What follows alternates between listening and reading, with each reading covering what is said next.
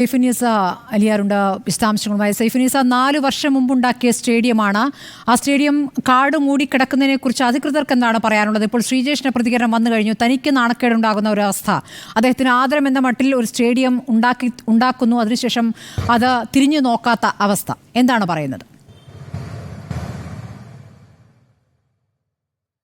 സ്മൃതി, ഇപ്പോഴും പഞ്ചായത്ത് അധികൃതർ ഇക്കാര്യത്തിൽ പ്രതികരിക്കുന്നില്ല. നമ്മൾ ഈ വാർത്ത എടുക്കുവാനായി അന്ന് കിഴക്കമ്പലത്ത് പോയപ്പോൾ പോലും ആദ്യം ഈ പഞ്ചായത്ത് പ്രസിഡന്റ് നിതാമോളെ വിളിച്ചിരുന്നു. അപ്പോൾ അവർ പറഞ്ഞത് ഇവിടെ എത്തിയ ശേഷം ഞാൻ പ്രതികരിക്കാമെന്നാണ്. ഈ സ്റ്റേഡിയത്തിന് തൊട്ടു ചേർന്നായിരുന്നു അന്ന് തൊഴിലുറപ്പ് തൊഴിലാളികളുടെ ഒരു യോഗത്തിൽ പഞ്ചായത്ത് പ്രസിഡന്റ് പങ്കെടുത്തിരുന്നത്. നമ്മൾ അവിടെ തൊട്ടടുത്തുള്ളപ്പോൾ ആണ് അവിടെ ആ ഭാഗത്തുണ്ടായിരുന്നത്. ഈ യോഗം കഴിഞ്ഞ് കാണാമെന്നായിരുന്നു അവർ പറഞ്ഞത്. പക്ഷേ ഈ യോഗം തീരുന്നതിന് മുമ്പ് തന്നെ ഇവർ നമ്മളെ കാണാതെ ആ ഭാഗത്ത് നിന്ന് കടന്നു കളയുകയാണ് ചെയ്തത്. പിന്നീട് നമ്മൾ പലപ്പോഴും വിളിച്ചപ്പോഴും പഞ്ചായത്ത് പ്രസിഡന്റ് ഫോൺ എടുക്കാൻ തയ്യാറായില്ല. നമ്മളിന്ന് സാബു ജേക്കബുമായി ബന്ധപ്പെട്ടിരുന്നു. അപ്പോഴും ഈ വിഷയത്തിൽ പ്രതികരിക്കേണ്ടത് പഞ്ചായത്ത് അധികൃതരാണ് എന്നാണ് അദ്ദേഹത്തിന്റെ സെക്രട്ടറി അടക്കം പറയുന്നത്. എന്തായാലും നിലവിൽ കണക്ക് വെച്ച് നോക്കുകയാണെങ്കിൽ 9 വർഷം മുൻപാണ് ഈ സ്റ്റേഡിയം പ്രഖ്യാപിച്ചത്. 2014 ഏഷ്യൻ ഗെയിംസിൽ സ്വർണ്ണ മെഡൽ നേട്ടം ഉണ്ടാക്കിയതിന് പിന്നാലെയാണ് PR ശ്രീജേഷിന്റെ പേരിൽ ഇങ്ങനെയൊരു ഇൻഡോർ സ്റ്റേഡിയം നിർമ്മിക്കും എന്ന് അന്ന് ആഭ്യന്തരമന്ത്രിയായിരുന്ന തിരുവഞ്ചൂർ രാധാകൃഷ്ണൻ പ്രഖ്യാപിച്ചത്. അന്ന് അവിടെ VP സജീന്ദ്രൻ MLA ആയിരുന്നത്. അദ്ദേഹത്തിന്റെ ഫണ്ടും ഒപ്പം തന്നെ കൊച്ചി റിഫൈനറിയും ചേർന്ന് ഈ പഞ്ചായത്തിന്റെ സഹകരണത്തോടു കൂടി ഈ സ്റ്റേഡിയം പൂർത്തീകരിക്കും എന്നായിരുന്നു പറഞ്ഞത്.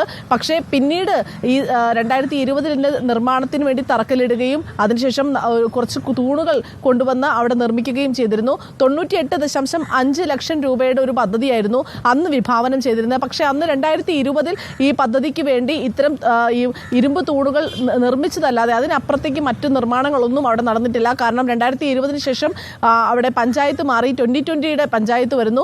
ഈ പഞ്ചായത്ത് അതിനുവേണ്ടി ഒരു ചെറുവിരൽ അനക്കാൻ പോലും തയ്യാറായില്ല എന്നുള്ളത് വേണം എടുത്തു പറയുവാനായി. കാരണം പലപ്പോഴായി ഈ പ്രതിപക്ഷം അടക്കം ഇവരോട് ആവശ്യപ്പെട്ടപ്പോഴും ഫണ്ടിന്റെ അപര്യാപ്തതയുണ്ട് എന്നാണ് പറഞ്ഞിരുന്നത്. പക്ഷേ ആദ്യ ഗഡുവിന് വേണ്ടി, അതായത് ഈ നിർമ്മാണം ഇത്ര വരെ എത്തിച്ച കരാറുകാരൻ അതിന്റെ ആദ്യ ഗഡുവിന് വേണ്ടി പഞ്ചായത്ത് അധികൃതരെ സമീപിച്ചപ്പോഴും അത് കൊടുക്കാൻ പഞ്ചായത്ത് തയ്യാറായില്ല. പിന്നീട് അത് കിട്ടാൻ വേണ്ടി അദ്ദേഹം കോടതിയിൽ പോയി. കോടതി ഉത്തരവിട്ടിട്ടും പഞ്ചായത്ത് കൊടുത്തില്ല. പിന്നീട് കോടതി അലക്ഷ്യത്തിന് കേസെടുക്കുമെന്ന് കോടതി പറഞ്ഞതിന് പിന്നാലെയാണ് ഈ കരാറുകാരന് ആദ്യ ഗഡു നൽകാൻ പോലും പഞ്ചായത്ത് തയ്യാറായത്. അതായത് 2020 ഭരിക്കുന്ന പഞ്ചായത്ത് അധികൃതരുടെ വലിയൊരു നിസ്സംഗതയുടെ ഒരു ബാക്കി പത്രമാവുകയാണ് ഈ സ്റ്റേഡിയം. ശ്രീജേഷ് പറഞ്ഞത് കൃത്യമാണ്. ശ്രീജേഷിന്റെ പേരിനൊരു കളങ്കമായാണ് ഇപ്പോൾ പള്ളിക്കരയിൽ ഈ സ്റ്റേഡിയം നിൽക്കുന്നത്. പള്ളിക്കരയിലെ നഗരമധ്യത്തിൽ മാർക്കറ്റിനോട് ചേർന്നുള്ള സ്ഥലത്താണ്.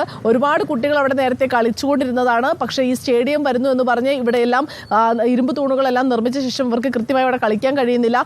ഇപ്പോൾ പോലും അവിടെ വലിയ രീതിയിൽ കാട് മൂടി കിടക്കുകയായിരുന്നു. പിന്നീട് അവിടുത്തെ പള്ളിക്കര സ്പോർട്സ് അസോസിയേഷന്റെ നേതൃത്വത്തിൽ അവിടുത്തെ കുറച്ച് പേർ ചേർന്ന് ആ കാട് വെട്ടിത്തെളിക്കുകയാണ്. പഞ്ചായത്തിന്റെ സ്ഥലമാണ്, അത് വൃത്തിയാക്കിയിടാൻ പോലും പഞ്ചായത്ത് തയ്യാറാകുന്നില്ല. കാരണം ഈ അടുത്തൊന്നും അത് നിർമ്മിക്കാൻ പഞ്ചായത്തിനൊരു ഉദ്ദേശവും ഇല്ല എന്ന് വേണം നമുക്ക് അവിടെ ചെന്ന് നിന്നപ്പോൾ അല്ലെങ്കിൽ ആ പ്രദേശം കണ്ടപ്പോൾ തോന്നിയത്. സ്മൃതി, ശരി സൈഫുന്നീസ, പക്ഷേ ഈ വാർത്ത പിന്തുടരേണ്ടതുണ്ട്. പഞ്ചായത്തിന്റെ പ്രതികരണം, നേർക്കുനേർ പ്രതികരണം നമുക്ക് ലഭ്യമാകേണ്ടതുണ്ട്. കാരണം ശ്രീജേഷിന്റെ പ്രതികരണം അടക്കം വന്നു കഴിഞ്ഞിരിക്കുകയാണ്. ഈ സ്റ്റേഡിയം തന്റെ പേരിൽ തന്നെ നിർമ്മിച്ച് തനിക്ക് നാണക്കേടാവുകയാണ്. ഒന്നുകിൽ അത് കളിക്കാൻ കുട്ടികൾക്ക് വിട്ടുകൊടുക്കുക, നിർമ്മാണം പൂർത്തിയാക്കുക എന്നുള്ളത്.